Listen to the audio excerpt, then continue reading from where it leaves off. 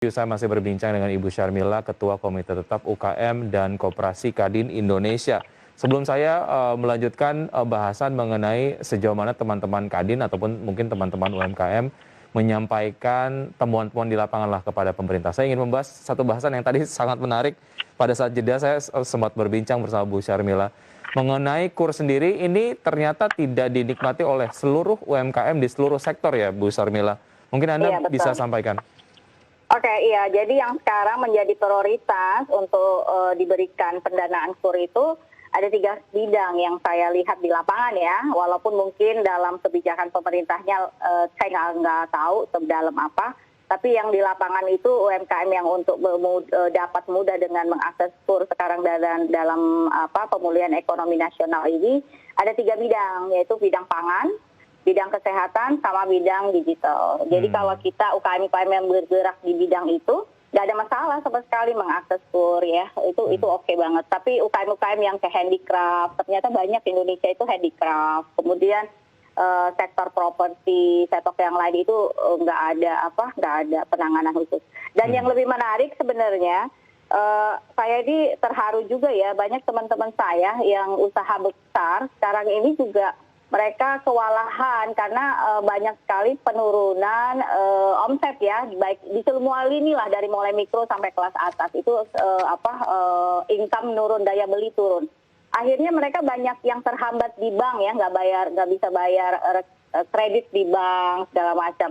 Nah kalau untuk restruktur atau kita mesti ada restrukturisasi bank tuh banyaknya sekarang nggak bisa lagi, banyak yang akhirnya mau nggak mau asetnya dilelang, terus dijual sama yang bisa beli lah atau over kredit seperti itu. Oke, restrukturisasi kredit ini nggak lagi dilihat sebagai opsi yang diambil begitu ya untuk melanjutkan usaha karena ada implikasi-implikasi lanjutannya lah.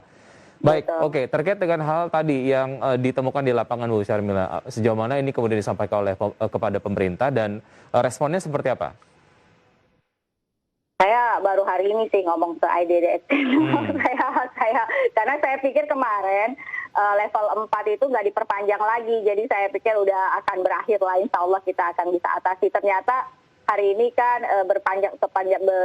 diperpanjangkan lagi level 4-nya. Oleh karena itu saya berharap nanti setelah tanggal 9 ini pemerintah, harapan kita bisa mengevaluasi ya PPKM level 4 ini dampaknya terhadap masyarakat seperti apa by data gitu. Jadi saya mengusulkan setelah tanggal 9 ini jangan lagi mohon kiranya tidak lagi diperpanjang, tapi misalnya tetap adalah pandemi COVID-19 ini sudah tetap lajunya masih kencang, itu alangkah baiknya pendekatannya adalah PPKM mikro. Jadi lebih sistematis lah PPKM-nya. Hanya di wilayah tertentu dan base-nya itu adalah kelurahan atau desa ya. Jadi tidak semua dalam satu kabupaten kota itu kena masalah di level 4 gitu. Jadi kalau enggak satu kabupaten kota itu kan terdiri banyak desa. Kalau misalnya gara-gara satu desa terkena COVID, banyak masyarakatnya terkena COVID, satu kabupaten kota itu mereka nggak bisa kerja semua. Jadi ini saya minta pendekatan mikronya dilakukan setelah tanggal 9. Dan juga prokes kesehatan itu tetap terus dilakukan, para aparat, para pemimpin ini tetap terus dilakukan. Dan juga nanti kalau misalnya pendekatannya desa atau kelurahan itu, kita bisa tahu rakyat di desa itu siapa yang sudah vaksin, siapa yang belum vaksin, lebih sistematis gitu. Jadi peran-peran desa, peran-peran pemimpin desa atau kelurahan tuh udah harus dilibatkan dalam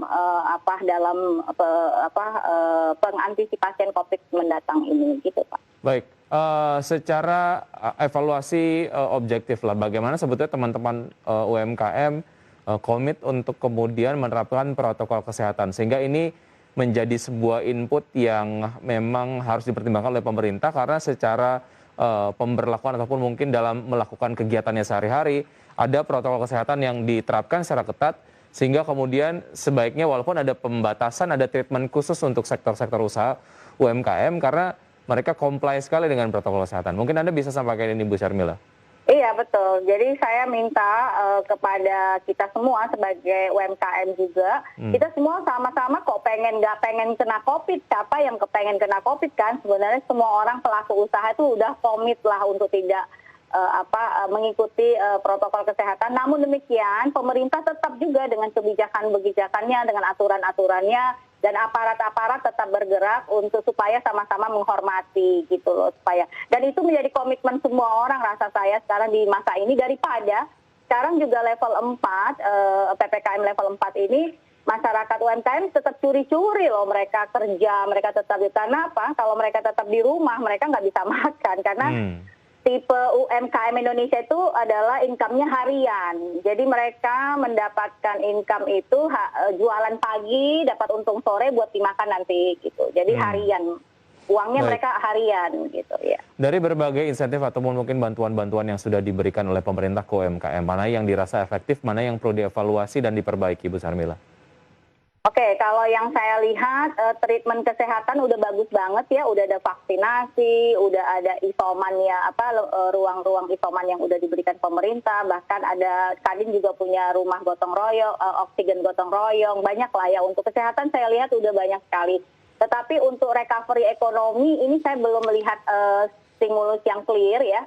Jadi mereka hanya memberikan kur itu dalam bentuk pinjaman, dan kedua adalah dalam bentuk hibah dalam 1,2 juta dalam ya. Nah, penanganan ini harus disegerakan melalui level desa dan juga kelurahan untuk membuat semangat baru ya, melalui pendidikan, pelatihan, pendataan ya, masalah-masalah inventarisasi data di setiap kelurahan atau desa itu, UMKM-nya bagaimana pergerakannya, dan sehingga bisa dibantu untuk menghidupkan kembali gitu loh, Pak.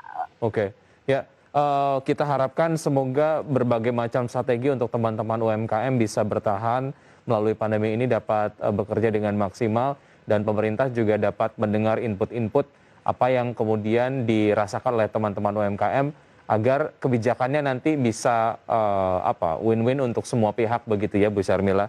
Terima kasih sudah bergabung bersama kami di Market Review, Bu Sarmila. Sukses selalu, sehat selalu, sampai jumpa. Makasih, selamat siang. Makasih Mas Wiki. Baik.